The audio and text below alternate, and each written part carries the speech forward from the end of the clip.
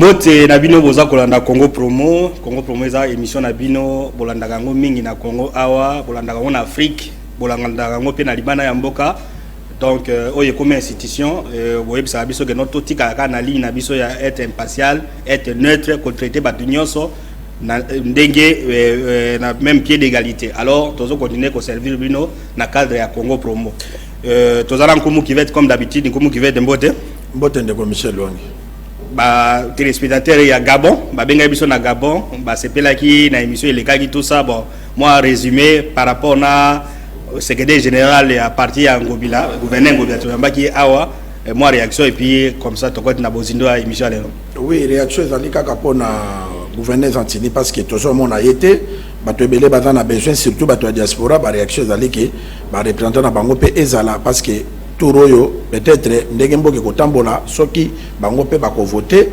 yepe, bazana pose à partir vraiment na Europe, makasi parce que batuba benga giti na ba pays aminene wana, na France, Belgique, Hollande, batebele ba benga que une réaction, et puis, awa neti, ba confirma que non, parti argentine ngobila tribalisme, parce que kobanda, awa na débit à Congo, sans le voir, quitte ça, ti na boma. Parti des essais plantés, on a ba réaction à ba téléspectateurs, et batu ya province à pas. Babengaki na Grand Équateur pe babengaki pona parti pe koma kuna. Voilà.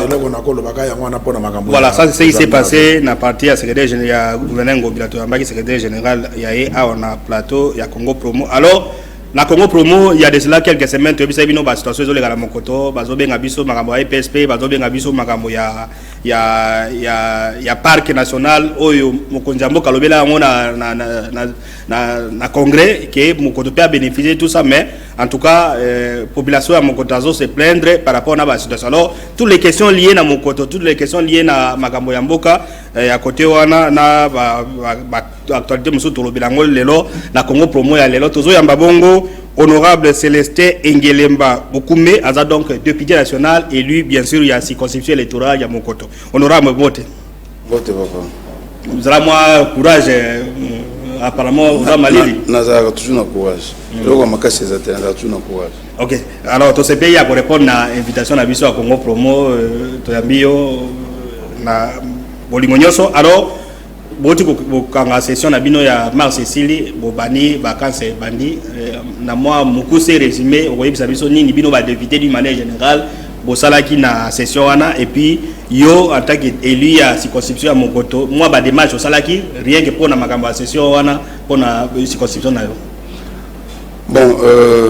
nako likete pour na ko bandela pinda liboso zali et ko bonga tango nyoso bato bayebaka rôle ya député. Rôle à député, rôle député dans le rôle comme Mibale. Ils allaient d'abord pour ça Mibeko, puis pour ça la contrôle, puis suivi, il y a action à gouvernement. Dès que le gouvernement a fonctionné, on les alliés, Makamomi Mibale à Minen. Et puis tout le monde a adjoindre,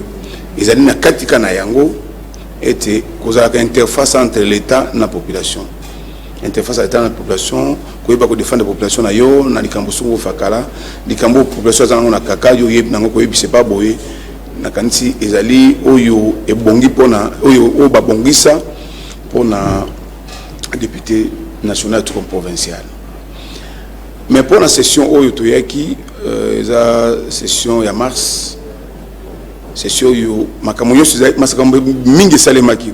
mais likambo pinda ya mutu ya mingi zaki koyeba nako telemisa mobeko pona oitali maponami loi électorale yango ndezaki matière clé ya session ata makamso monanaki oki ministre ya économie ya Longwe bonaboye makambo belebele salemaki ba interpellation pe salemaki ngai moko lokola député national na bengaki ministre ya transport et communication na benga qui au transport ministre Cheribe Okende na benga qui pour na komona été na kende ki monkoto pour na kozonga pour na kozo avion c'est un problème na kata pays na biso pays munene boye to zanga avion ezali ko sepelisateur lokola eli na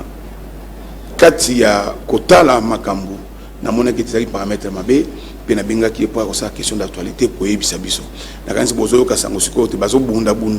pour être tous accompagner mususu mais ata bongo pour na ngai pour na sepela il faut la RDC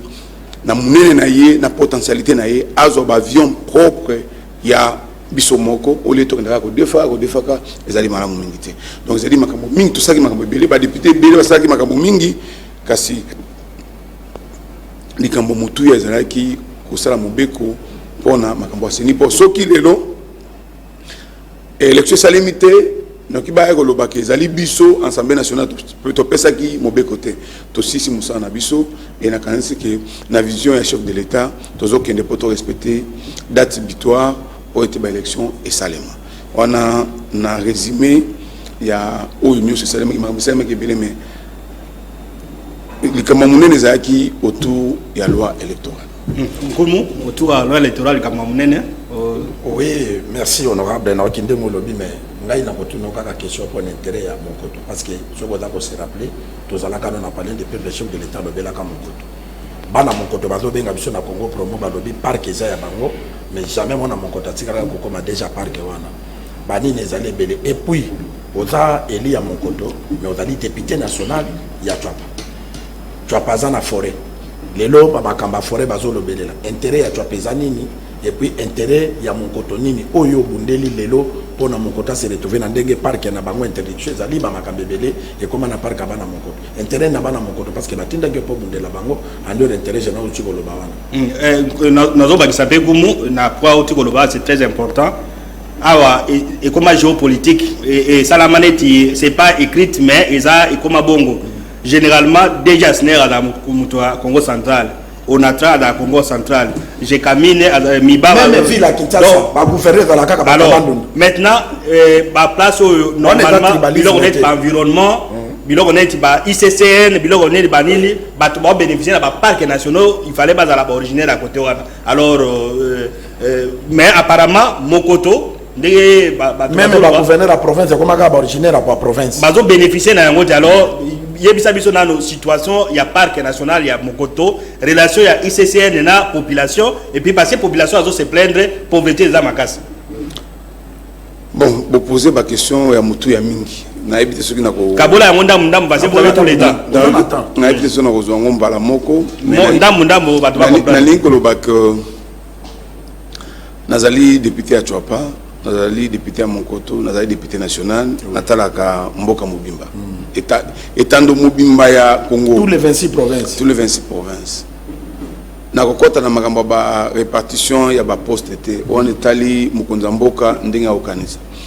mais la réalité ki o bino botu koloba bozande komona yango pe toza komona biso nyonso na kanisa te mukonza za na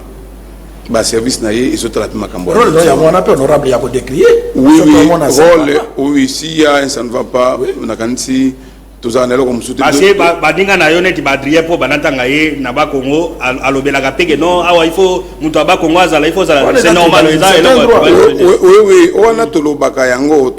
mais oui baka que na ba entreprise ezali ba entreprise ya privé te ya l'état donc le président azana tango na ya ko pona moto ya lingi kasi oyo lobby ya ko pona pe bato bazali na zamba ezali pe mabete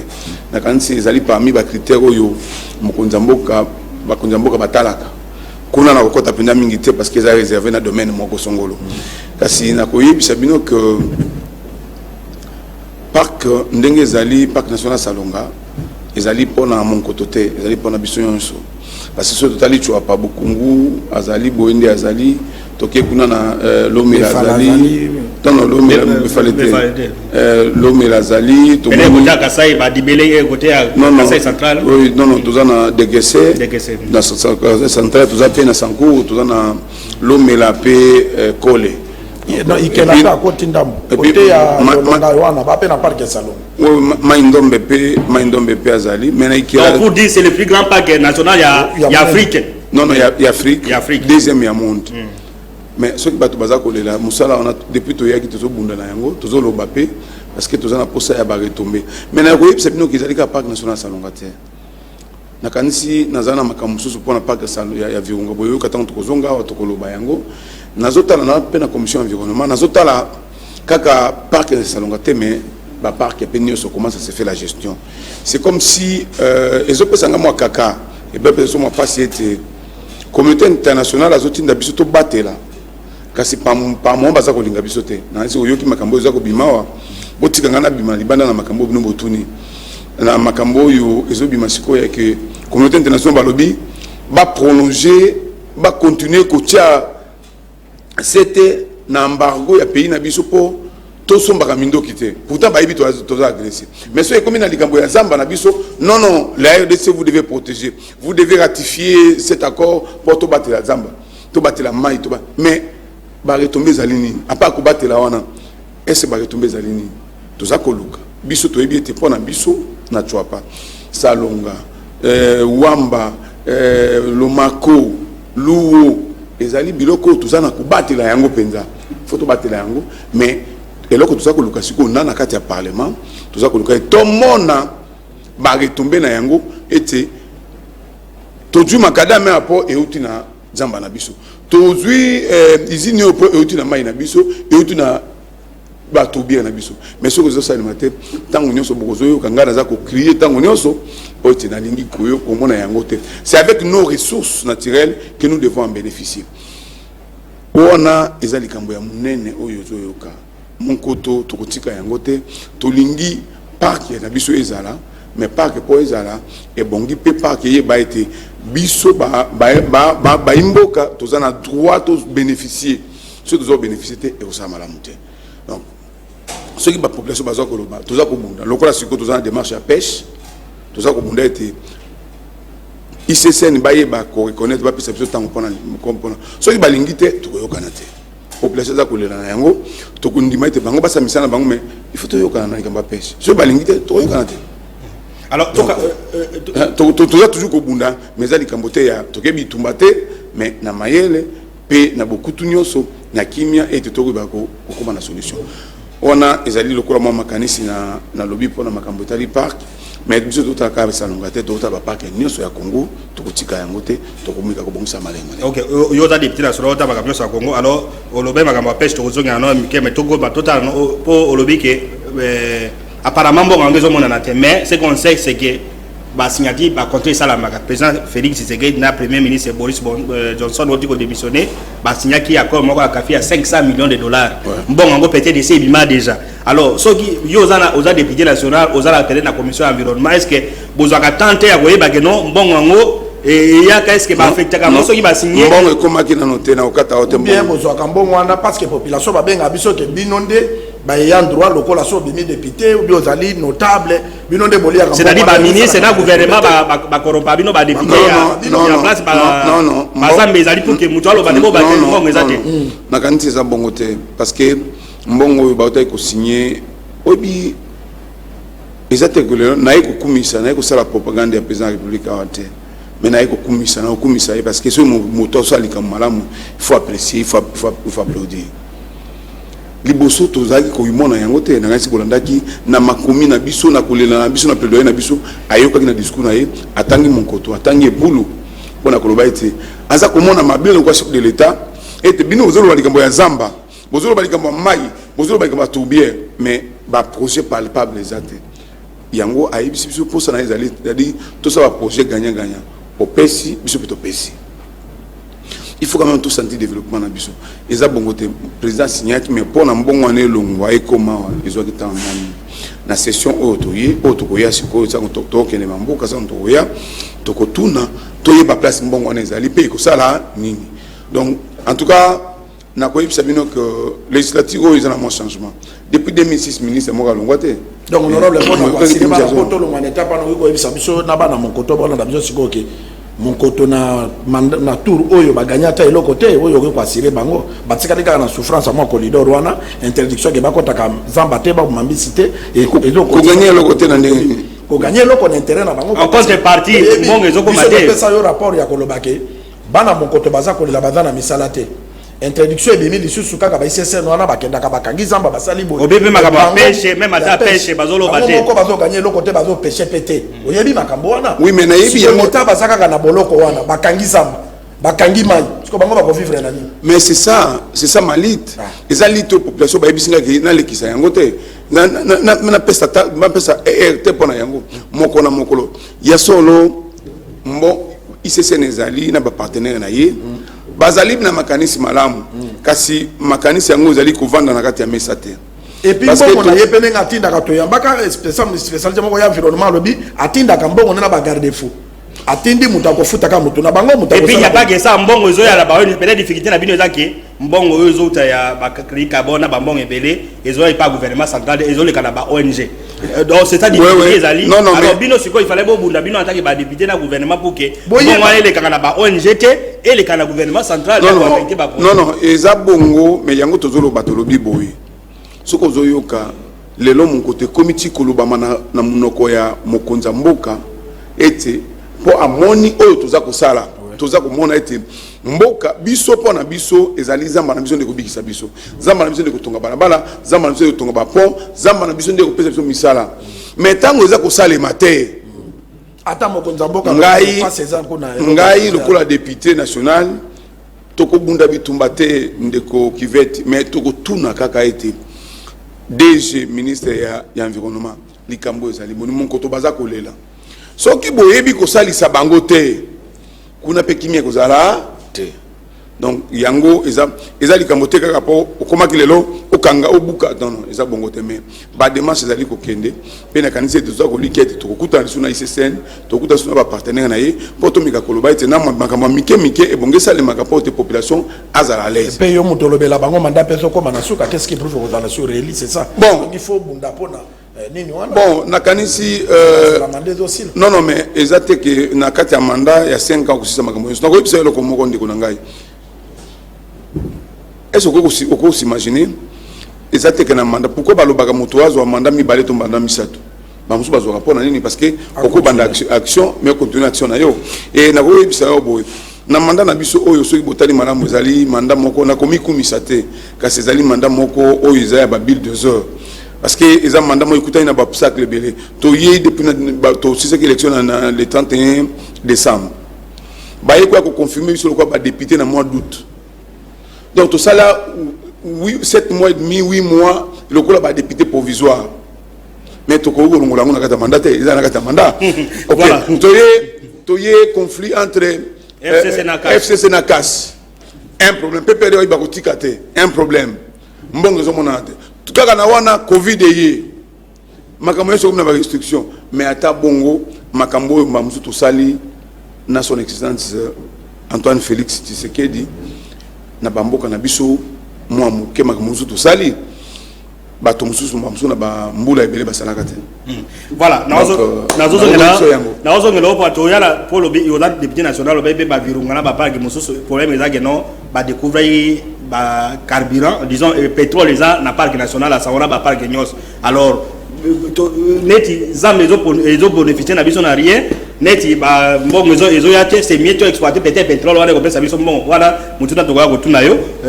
obeto la réflexion na yo l'état ya biso ko gena mbandaka tolanda président de l'Assemblée provinciale d'Équateur Marie-Josée Molebo ba pesa qui est trophée ya homme disons femme politique et année na makambasa na niveau Équateur et puis bon la napé clôture la session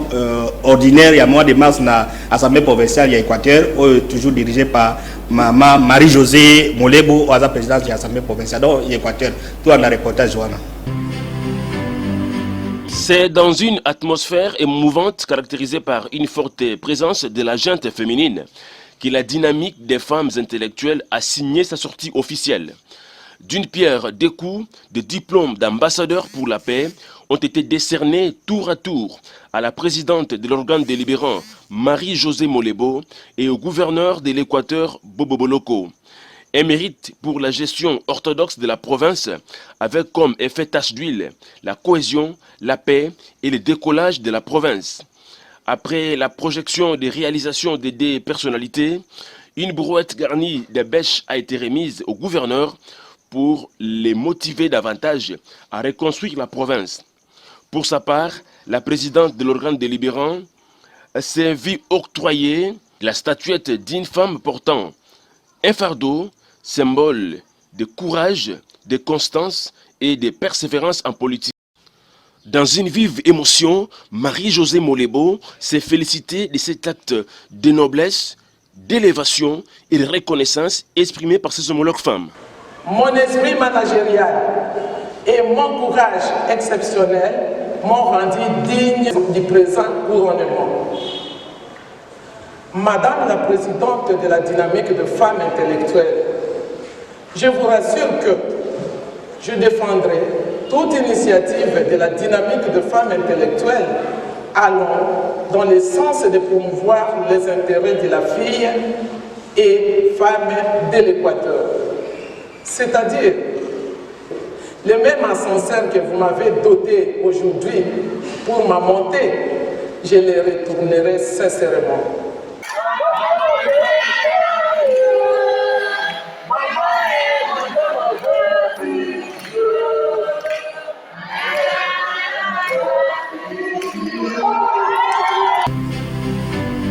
Le deuxième édit numéro 06/AP/EQI/2022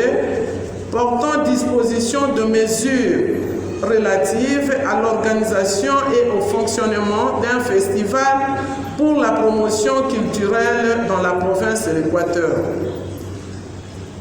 Le troisième édit numéro 07/AP/EQI/2022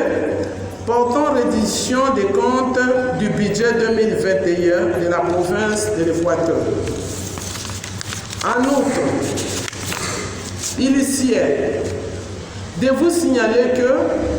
pour matérialiser notre mission de contrôle nous assignée par la loi précitée et notre règlement intérieur,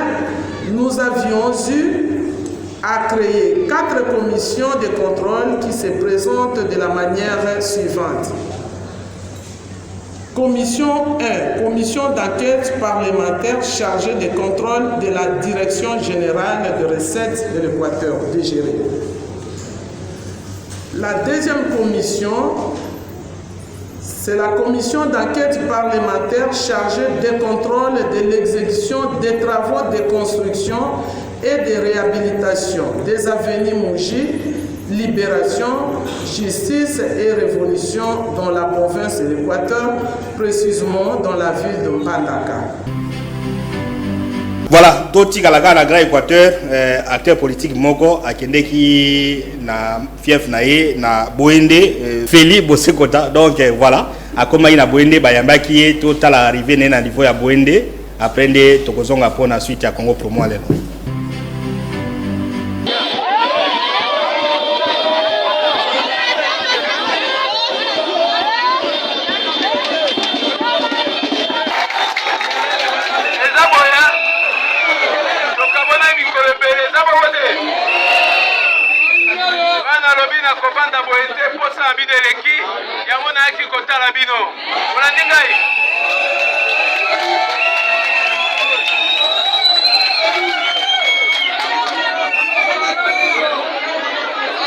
Naza mingi ya kolobate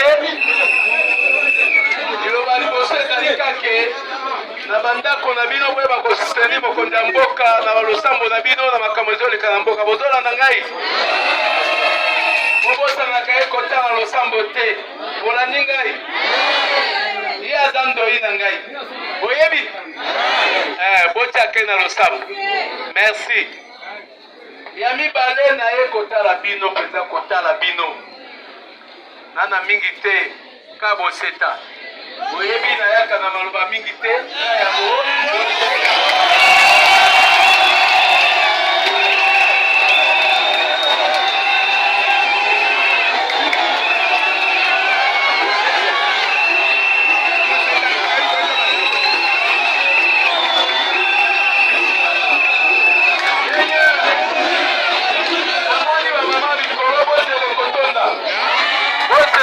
bobangelo kote me na ye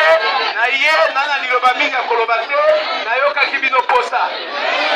na ngai ezalaki namona bino bomona ngai Voilà, alors, honorable, l'État n'a pas besoin de moi, tomoni, homme politique, babani, déjà besoin de terrain, Philippe Bossé Kota Kiti, Bamsou Basaï, donc apparemment, sur l'élection, ils ont eu mais sur l'élection, bien sûr, on a gagné dans autre que na côté la vision chef de l'État, puis bureau Assemblée nationale, na Sénat, tout ce qui est déjà mobeko, il y a loi électorale, donc pour la biche tout ce qui est déjà makambo, et tu as que c'est ni à sa moussa naé, et puis le gouvernement peut sa mission là, plutôt qu'une élection tout le temps comme souté. Voilà, alors on Philippe Osekota, Azogi na Bwende, apparemment. Kere bandi ko banda ya balide honorable babi bango epala bango l'OEC sili alors na moto au commentaire arrivé na Bwende. Félicitations de Michel et là yango to lobaka ke Congo promo et là pour la promotion des valeurs les attaques ndenge to ya honorable Ngelema a commis to komi ko sala na parti na obe to koti na cabinet voilà mutu musoso ba bengi ono ya mako honorable Ngelema na goya te tout ça tout n'est pas parce que ça grand notable à toi on a zela biso to ça pour na batute biso toza honorable Ngelema sali de santinaye atindeli biso élément opele kakawate il kaki na ba chaîne ebele pour na nini te bakanga ba chaîne on a conflicté pas vraiment impact ya Congo promo donc biso tozali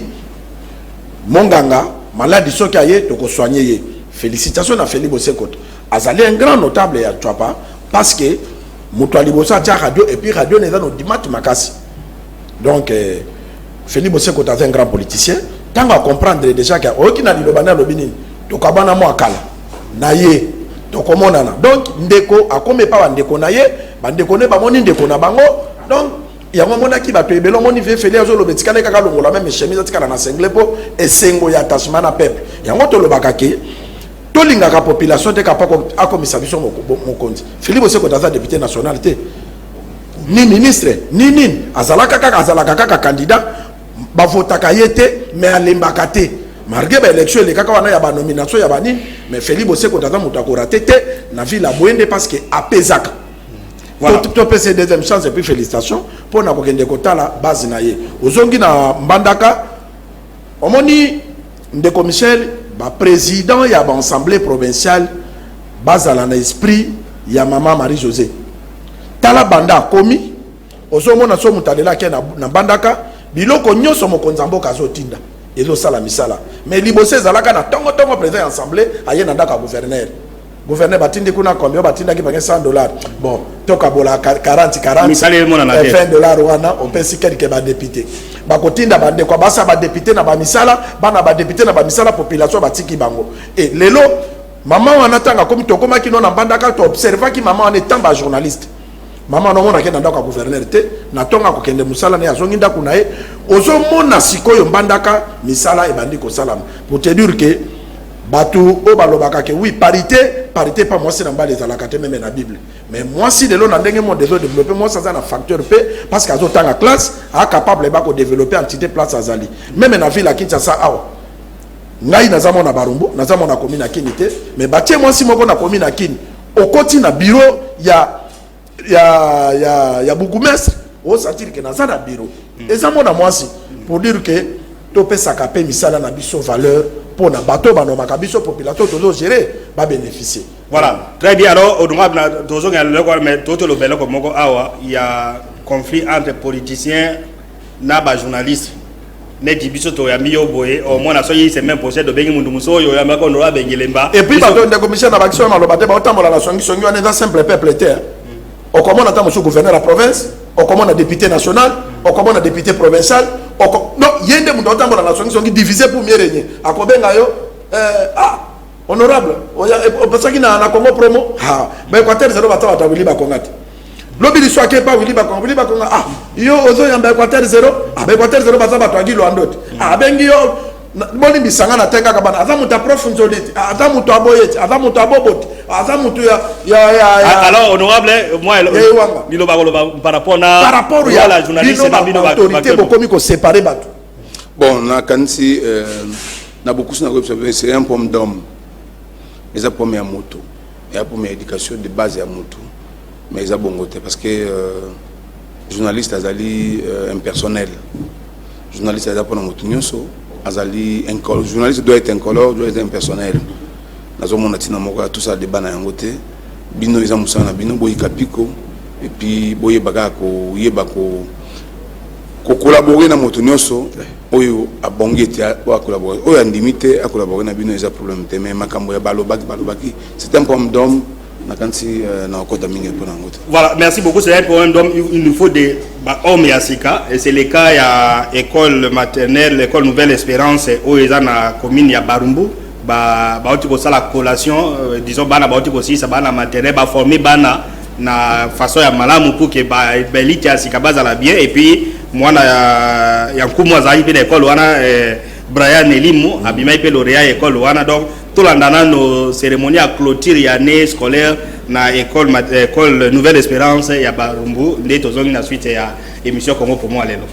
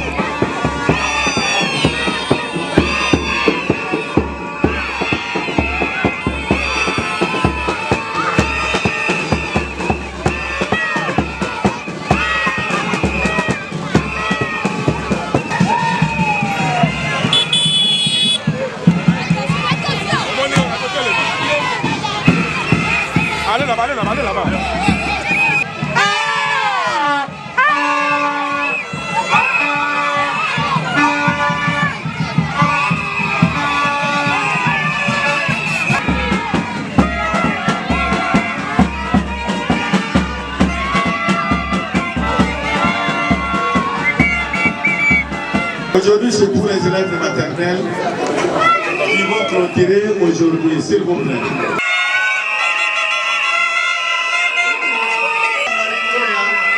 Qui a fait la fierté aujourd'hui. Après la vie que nous recevons aujourd'hui au collège Nouvelle Espérance, les enfants vont prester devant pour vous faire voir tout ce qu'ils ont appris durant l'année 2021-2022.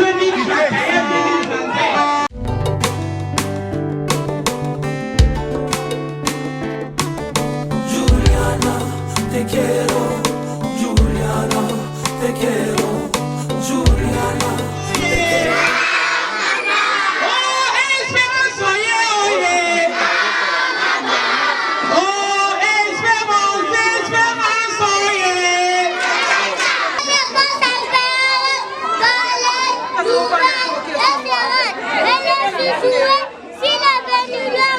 Il m'a remis ses savets dans la commune de Maïgou. Venez, Lisa, je m'appelle Mazoudi.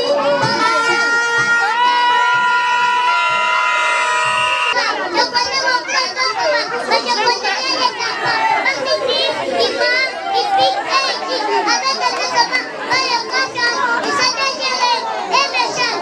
Je m'appelle Mimi Elore International et là c'est la première nationale. Applaudissez!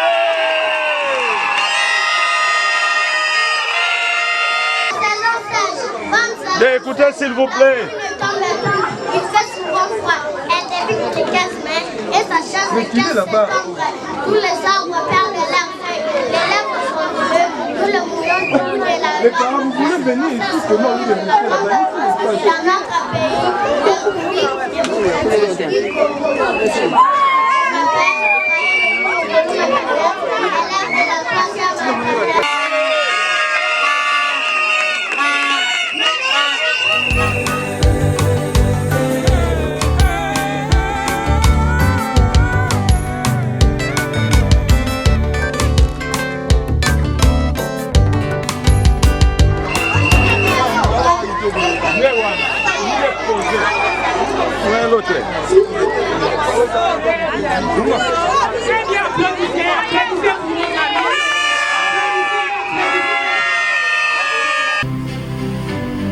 Voilà, natuna ki makambo ya carburant ya nani pétrole. Bato ebele pe ba moni que non za maison profiter na rien. Depuis Nzambasala, depuis ba ONG, depuis Mindele Baye, et tout ça bien. Oh, il faut pesa biso misala bien na ba parc national na biso isa exploitation ya pétrole. N'est-ce pas, on a idée on a passé so ibasali ba exploiter pétrole. Ba mboke kotongama, ba immeuble koya, ba makamba transport ko za soute ke ko zelaka ba moi ba mbongo izo ya ba ONG e ya kate. Non non, je journaliste c'est le contraire. Parce que pour nos parcs nationaux, on ne peut pas exploiter du carburant. Bango bazali pour la protection et la biodiversité, pour protéger la forêt, les parcs. Mais ça n'apporte rien à Mboka par rapport à n'autorise pas l'exploitation de carburant. Mais dans le même point de vue, nous avons beaucoup calamité, les journalistes et belé pour nous faire point de presse, ou nous avons fait une conférence, débat, nous avons journalistes pour nous faire. Ngai na komi komo na eti naza équatorien naza moto ya chopo naza moto ya Maindombe naza komona lokola chopo équateur grand équateur pe Maindombe lokola toza na valeur te pourquoi na lobi bongo dans ozomona kwa zamba la forêt n'a pas de valeur ata na yebi valeur ya zamba mais la forêt n'a pas de valeur économique parce que la valeur économique de la forêt soki ezalaki nde ezala chopo ezala Maindombe ezala équateur nde toza na avance moko makasi mais soki otali toza na avance moko te donc lelo ezali débat moko tosala tosukisi lelo mpona bongo kasi boyebaka ete zamba na solo mpenza zamba eza ko rapporter biso nano du point de vue économique te na mikolo oyo mais na kati ya Assemblée nationale tozokokanisa ke ebongi tomika korevoir mibeko oyo zamba ekozala na valeur lokola mine aux Katanga, le Katanga est makasi pour la mine, mais pourquoi pas l'Équateur, pourquoi pas les Maindombe, pourquoi pas la Chopo? Ça pose problème. Notre forêt doit nous donner de plus du point de vue économique. Ça ne donne pas, ça ne nous arrange pas. Nous allons voir comment on peut changer les donnes pour que ça puisse changer dans les jours qui viennent. Alors, répondre à Benguiso à partir de Bonn, Allemagne, Elvis Abiy, la forêt du Congo profite-t-elle à la population congolaise? Bon, pour moi particulièrement, je suis un ingénieur agronome. J'ai dit, cette forêt-là, c'est comme si ce sont les autres qui en profitent plus que nous-mêmes. Alors, c'est pas intéressant. Mais les autres, les bananes, c'est oui, non, homme politique, mais il faut ou bien ministre environnement, ou bien ministre na condamné na no mutute mais na lobby ete boze na tango muke bozo yango na lobby boze la muke bozo mona ete en commençant par moi-même na kubenga bino ete to ça la conférence munene to loba la forêt. La forêt a une valeur économique. Pourquoi tu le bon honorable? Oui. Soki toke lelo na Joa. Na Bolomba. Soki na la kiso ba image ba maman bazo kufa. Oh bah chinois ça fait partie mais ado futa elo côté école était hôpital est-ce que le ministre environnement a évité non mais secrétaire général ya pourquoi bino ba close ça boza corrompu non boza corrompu nazolo banayo boui na tango muke to kubenga bino poto ebisa bino to mei ko sala observation mais to zomona que vous avez raison, la population a raison et ngai lelo lokola député national naza ko défendre la population en commençant par mon koto tu pas grand équateur Maindombe pe Chopo toza na zamba mais toza ko bénéficier loko ya malamu c'est-à-dire la valeur économique de cette forêt là, la valeur économique de l'eau, la valeur économique il y a tourbière. Ils ont 6 papiers. Alors, ils ont projet 4 millions, 6 millions, 8 millions. Ça, mais population. Oui, il y a un autre lobby. Ok, ce total est il y a solo, ce qui est na Katanga, ok, na Nord Kivu. Avec les diamants, avec l'or, ils ont développé. Ils ont standing moko les gabiso musika. Alors, biso to na zamba to bito il faut protéger zamba. To protéger kana d'ailleurs ba clause seulement ya ba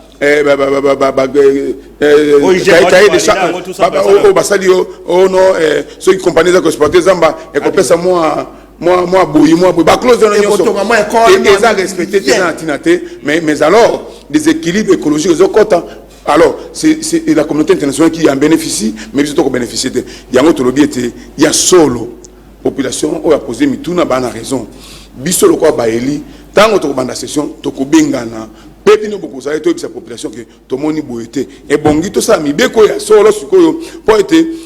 valeur économique ya zamba na biso e monana valeur ya mai na biso e monana parce que l'eau aussi n'oubliez pas que l'eau est une ressource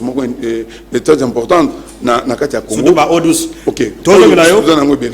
kumu dozo ngela suka émission alors to yina anniversaire moko ya mwana ya agent na biso na PSTV awa bébé Belia Kitoko a été ko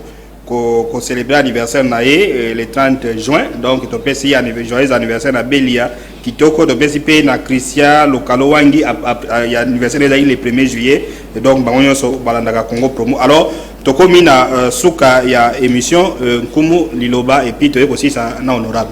liloba na kolobe zali ke nouvelle espérance wana zali école mo malamu parce que mwana o ba mona ki wana zali mona ya suka ya nkumu kifeti parce que nkumu ata populaka mwana nga suka ye wana zala ki oreillon comme déjà mona suka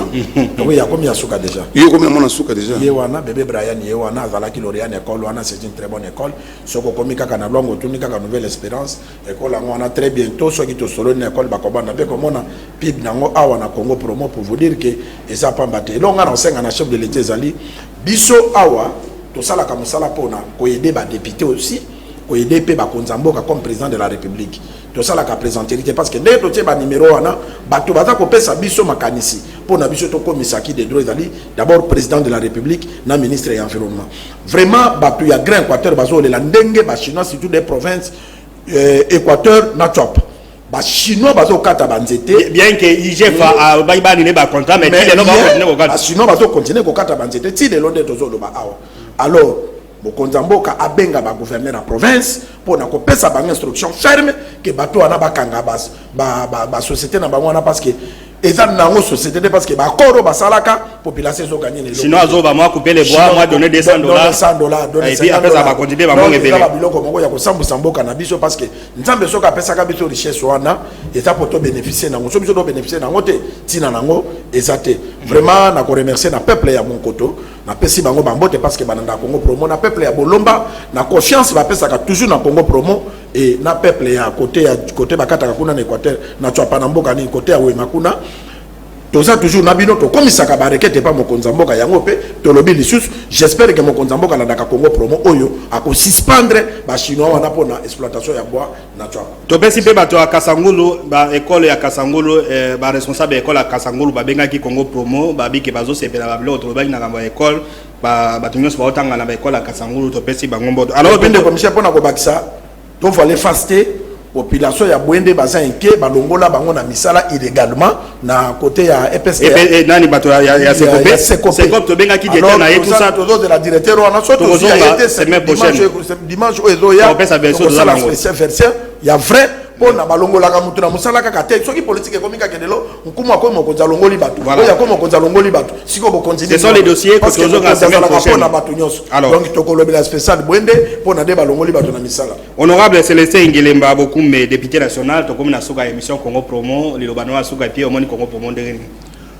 bon na sepeli ezali balobi soki mbala musumu to musozanga information mais tant que tout a changer de part et d'autre puis bateau bazako yoka et que pesa pe moins 1+. Na kanti na sepeli pona standing bozana yango et puis makanisi bozana yango pote to meka pe ko sunga ba imboka puis to meka ko ba makanisi bisonyo so ba question tu à l'aise ngai non écoute ma l'aise pour ou alors ba question de population ngai population ngai batinda ngai na kasi na papier te ngai za papier te donc population ngai batinda ngai pona lobela bango et puis population ya Monkoto population ya Chwapa population ya Grand Équateur population Congo mo mabai bakaite honorable Ngelemba yaka pona kubetela bato maboko ta yaka pona kutambusa mboka ninga na malamu pena kusunga naza ko tsana obomba te na ibete Monkoto baza ku mbaloyo même président de la République abangate Monkoto à 150% to pesa ye maboko oite a continuer à jouer deuxième mandat na ye calmement pour makambo mususo to moni na tango to mona ka yango te depuis très longtemps bolinga te le président Tshisekedi zali na yeko sala la propagande mais je vous dis la démocratie est appelée comme maman malam pour na komona été et si comme mamsu moto musa suka ki yo pour continuer ba ouverture ko to komi na yango mamsu to monaka yango lobité mais le to moni yango donc na kanisi population mon koto pourquoi pas la Tchwapa ba ko sala makasi ba soutenir pour to passer deuxième mandat à péter et puis na péter on a continuer musala pour que tout le monde ane ba projet musu zali le quoi poser 145 territoires et puis biso le quoi la Tchwapa c'est vrai to ba pe ko ba ko mata parce que to zaka na exécutif to na ministre moko donc to kanisi que